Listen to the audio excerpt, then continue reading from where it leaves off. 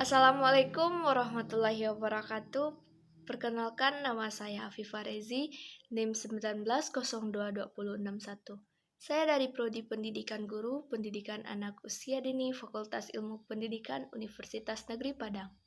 Pada kesempatan kali ini, kita akan membahas video tentang mata kuliah administrasi dan supervisi pendidikan, di mana pada topiknya yaitu kita membahas tentang administrasi layanan khusus. Nah, perlu teman-teman ingat semua, layanan adalah suatu bentuk kegiatan memberikan suatu kondisi kenyamanan buat orang yang kita layani. Namanya juga layanan, yaitu paripurna khusus. Berarti itu sangat disengaja. Dan kondisinya memang luar biasa. Sekarang kita samakan dengan halnya teman. Sama halnya dengan teman, mungkin dari beberapa teman-teman yang menonton video ini nanti pastinya mempunyai teman biasa dan teman khusus tentunya. Nah, untuk teman biasa, kalau teman biasa ya biasa saja, siapapun bisa jadi teman. Bahkan orang yang baru bertemu pun bisa jadi teman.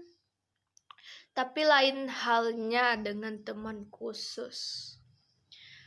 Kalau teman khusus, perlakuannya sangat berbeda, perhatiannya sangat berbeda, dan segala sesuatu apa yang dia mau kita lakukan demi dia. Nah, itu yang baru disebut dengan teman khusus.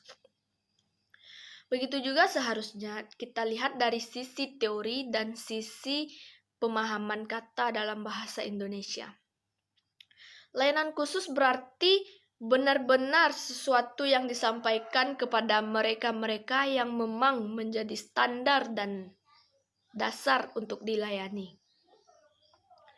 Kalau untuk sekolah berarti yaitu siswa. Kalau untuk perguruan tinggi, mahasiswa.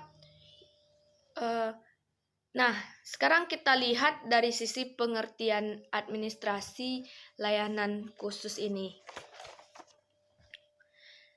Administrasi layanan khusus adalah memberikan secara khusus memang berkenaan dengan proses pendidikan, proses belajar mengajar di kelas ataupun maupun di sekolah dan di perguruan tinggi.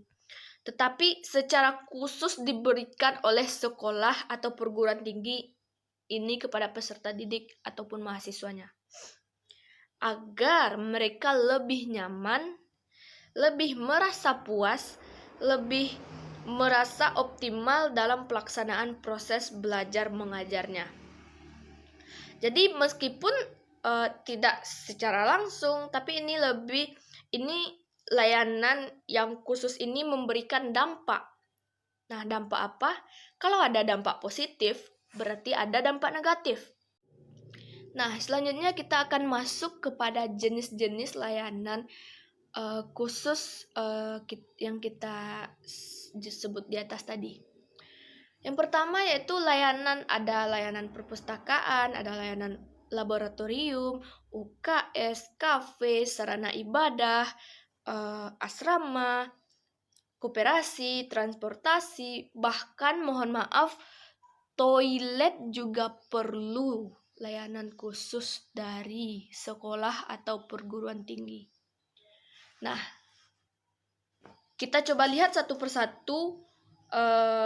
Mungkin kita tidak akan membahas semuanya, tetapi setidaknya seharusnya ini ada.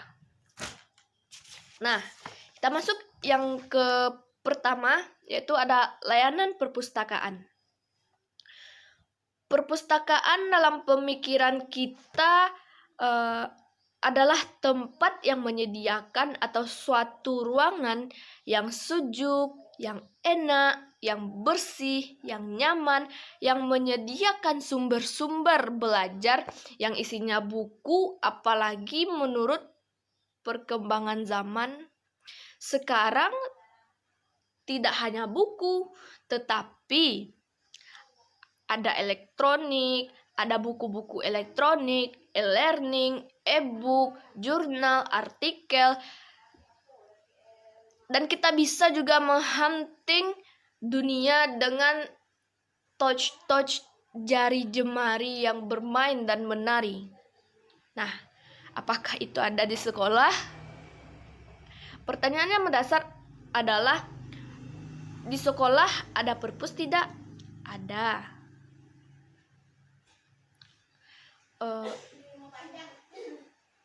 Ruangannya berapa luas? Satu kelas kecil atau bisa juga setengah kelas biasanya. Nah, setengah kelas cukup tidak untuk seluruh siswa di sekolah itu? Atau memungkinkan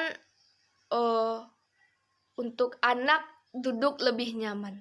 Apakah nyaman? Apakah ada AC-nya? Apakah sejuk? Kalau panas, gimana tahan membacanya? Atau kemauan dia membaca sangat rendah menjadi dampaknya? Karena tempat sumber atau kemauan belajar itu tidak memungkinkan menyusun atau menyuruh mereka untuk duduk berlama-lama, apalagi sampai nyaman. Tidak akan mungkin. Jadi jangan kita bandingkan dengan bule-bule di luar sana. Kenapa mereka bisa begitu? Kenapa anak-anak yang di luar negeri itu bisa betah dalam perpustakaan, bisa tenang atau hening dalam perpustakaan? Karena mereka sangat bertahan membaca, begitu nyaman, begitu enak di perpustakaannya, begitu penuh, sepi dengan keadaannya. Sepi tapi orangnya rame dan tidak bersuara. Karena setiap orang sebegitu nyamannya sehingga mereka ada dunianya masing-masing. Dan yang kedua itu adalah udara yang panas. Bukunya tersedia nggak? Ada. Buku yang mana? Buku-buku tahun lama. Udaranya atau bukunya diperbarui nggak? Ada sebagian sekolah. Dan mohon maaf, tapi lebih banyak yang tidak memperbarui buku-buku di perpustakaannya. Bahkan ada yang berdebu, ada yang udah robek, nggak utuh lagi, nggak ada daftar isi, nggak ada daftar pustaka, nggak ada bab 1. Nah, seharusnya buku itu berkembang, ilmu itu terus berkembang. Buku-buku sesuai dengan perkembangan zaman.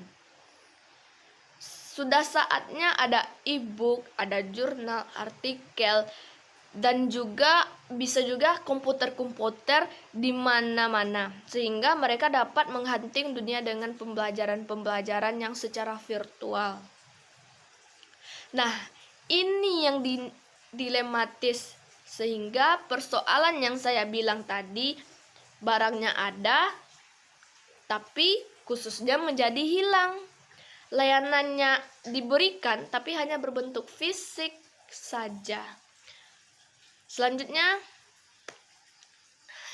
yaitu kita masuk kepada fungsi perpustakaan.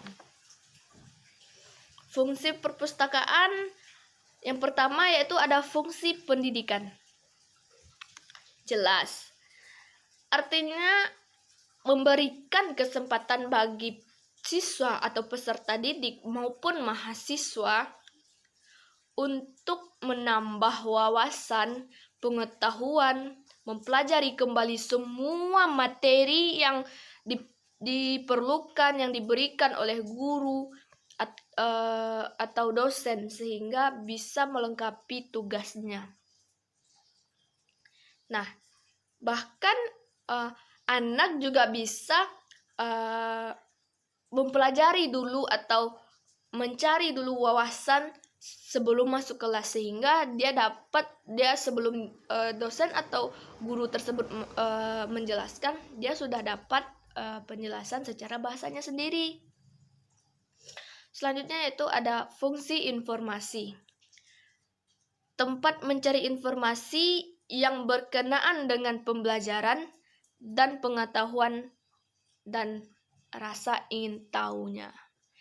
Seperti yang kita ketahui yaitu kita dulu sebagai peserta didik pasti rasa ingin tahu yang sangat tinggi ada dalam diri kita.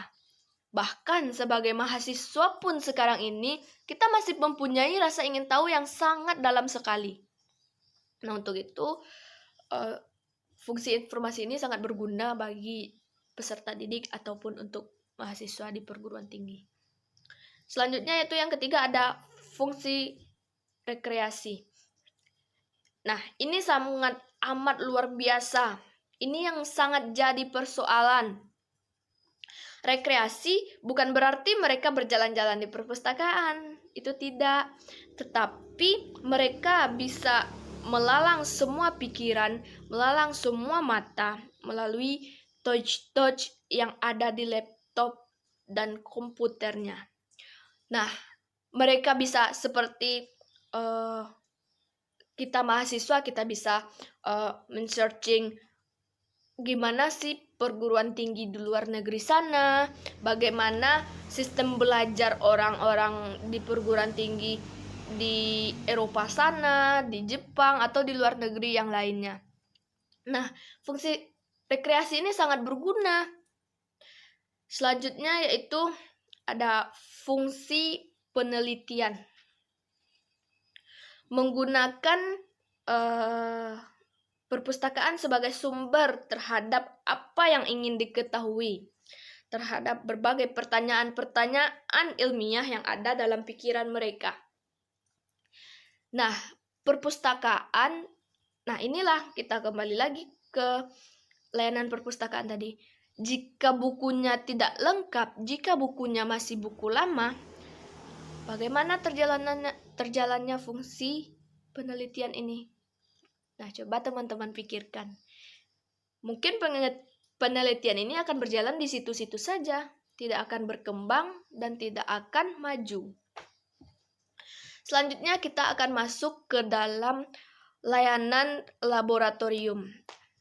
Laboratorium ini merupakan sarana pendukung dalam pembelajaran di sekolah maupun di suatu perguruan tinggi. Secara sederhananya, laboratorium ini dapat diartikan sebagai suatu tempat di mana dosen atau mahasiswa atau bisa juga guru dengan siswa dan orang-orang lainnya melaksanakan kegiatan kerja ilmiah seperti praktikum, observasi, penelitian, demokrasi, dan pembuatan model-model dalam rangka kegiatan belajar mengajar. Nah, selanjutnya yaitu kita masuk kepada layanan UKS. UKS, namanya juga UKS, Usaha Kesehatan Sekolah. Ini yang saya bingungkan dan ini yang sangat-sangat saya prihatinkan. Kenapa? Usaha Kesehatan Sekolah atau UKS ini sering merupakan salah satu sarana untuk meningkatkan kemampuan hidup sehat yang pada selanjutnya akan meningkatkan derajat kesehatan peserta didik atau mahasiswa secara optimal. Nah, sebenarnya UKS ini bukan saja menjadi tanggung jawab pemerintah, akan tetapi juga merupakan tanggung jawab peserta didik dan masyarakat di sekolah, seperti guru atau pengurus UKS, pengurus komite lainnya. Bukan seperti itu. Apakah mungkin guru bisa mengerti kesehatan? Apalagi peserta didik mungkin tidak akan mengerti kesehatan. Jadi sangat diperlukan untuk menempatkan sesuatu di bidang garapannya atau skill yang dia punya. Jadi yang diperlukan oleh sekolah ini atau perguruan tingginya ini yaitu seseorang yang memahami ilmu kesehatan.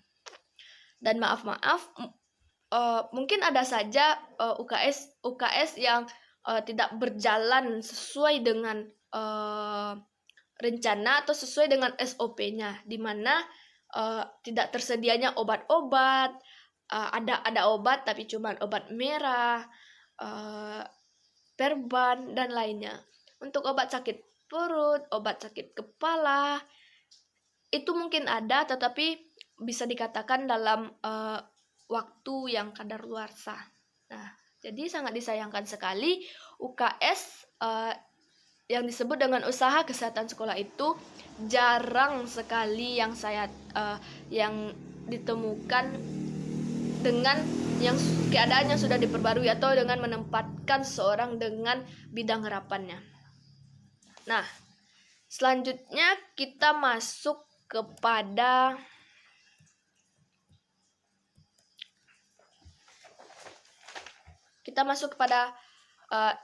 yang menarik dan sangat-sangat menyenangkan bagi seluruh peserta didik maupun mahasiswa, yaitu kafetaria.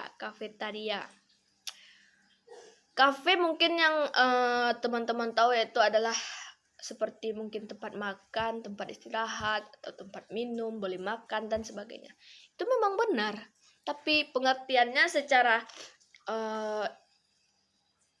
ilmu administrasi pendidikan, yaitu sebuah layanan makanan atau minuman yang dibutuhkan oleh peserta didik pada waktu istirahat, pada waktu sakit perut, bahkan pada saat mereka tidak sempat sarapan di sekolah mengikuti proses pembelajaran, sehingga anak tersebut dapat tidak menjadi gangguan ketika mereka telat datang ke sekolah dan tidak sempat di rumah sarapan. Nah, jadi disinilah berfungsinya si kafetaria ini, atau biasa disebut dengan kantin atau kafe. Tetapi banyak yang tidak memenuhi bagaimana sesuai SOP jalannya kafetaria ini. Masyarakat mempergunakannya salah, dan sekolah tidak juga dapat bekerja sama dengan masyarakat. Kalau di sekolah bahkan dijadikan tempat merokok untuk siswa yang laki-laki, dan si pemilik kafe atau si pemilik kantin itu malah mendukung. Dia hanya memikirkan untuk keuntungan, bukan untuk saling bekerja sama. Nah, sekarang ini kita tidak memikirkan tentang keuntungan, rugi atau laba, tapi untuk kerjasama antara sekolah dan masyarakat sekitar. Untuk sekolah jika tidak bisa ditegaskan atau tidak bisa menurut sesuai dengan SOP, itu bisa dicabut dan diganti dengan pemilik kafe-kafe lain. Nah, selanjutnya kita masuk kepada sarana ibadah, pelayanan sarana ibadah. Sarana ibadah, mungkin setiap sekolah memiliki adalah yang namanya musola, atau di depan sekolah atau di dalam sekolah bisa dijadikan kelas sebagai, atau merupakan layanan yang diberikan sekolah dengan tujuan agar layanan tersebut bisa digunakan untuk beribadah. Nah, inilah yang sangat kita harapkan sebagai mahasiswa. Maunya itu di setiap fakultas atau di tiap-tiap fakultas itu ada memiliki setidaknya satu musola. Kenapa? Ya karena untuk memanage waktu agar kita tidak terlambat ke kelas atau tidak jauh-jauh ke fakultas sebelah, atau untuk menyingkat waktu. Seandainya kita pergi ke udah jalan kakinya ke sana berapa menit, sholatnya berapa ini berapa menit. Nah, jadi waktu makannya juga tidak dapat dipakai lagi karena udah terpakai dalam perjalanan menuju musola. Tetapi akan lebih efektif, akan lebih baik jika sebuah fakultas itu mendirikan suatu musola, atau bisa juga di suatu fakultas satu kelas mungkin dijadikan musola. Nah, bahkan sehingga si mahasiswa ini tidak akan terlambat dan mereka juga bisa dapat mengisi perut dan untuk makan siangnya. Nah, sarana yang diberikan oleh ibadah ini disarankan juga kepada cleaning atau seperti OB-OB membersihkan seperti mukena, tempat berwudu, beribadah, namanya juga beribadah. Kita menghadap kepada Allah, berarti keadaannya juga harus sangat-sangat bersih. Nah, selanjutnya begitu juga dengan layanan asrama, koperasi, transportasi, dan maaf, begitu juga dengan toilet yang saya sebutkan tadi. Dan masih banyak lainnya yang diperlukan dalam sarana layanan khusus ini. Semuanya yang saya sebutkan tadi semuanya adalah layanan servis yang disengaja diberikan kepada peserta didik atau mahasiswa, sehingga akan dapat menunjang proses belajar mengajar, bukan menjadi gangguan, tetapi memotivasi mereka untuk belajar lebih nyaman lagi, atau memotivasi mereka untuk beribadah lebih nyaman lagi. Nah, dan peran guru ya ada di situ.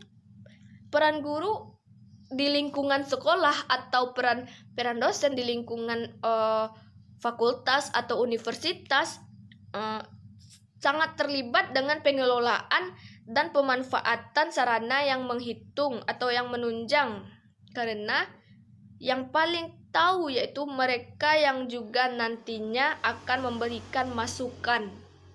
Mereka yang juga terlibat dalam kondisi dalam mengambil kebijakan perpustakaan. Nah, mengambil kebijakan atau keputusan nantinya. Nah, jadi bagaimana kepada teman-teman semua? Apakah dulu di sekolah teman-teman menjalani jenis-jenis layanan khusus ini dengan baik ataupun tidak? Dan sekarang apakah di fakultas teman-teman menjalankan layanan ini dengan baik atau tidak? Atau secara khususkah? Atau cuman hanya secara fisik? Baiklah, sekian video kita hari ini. Saya Afifah Rezi, saya undur pamit diri. Kalau ada kesalahan saya mohon maaf. Dan sekali lagi di setiap video saya ingatkan, kalau teman-teman ada yang ingin menambahkan, silahkan tambahkan di kolom komentar. Saya Afifah Rezi, wabillahi taufiq wal hidayah. Assalamualaikum warahmatullahi wabarakatuh.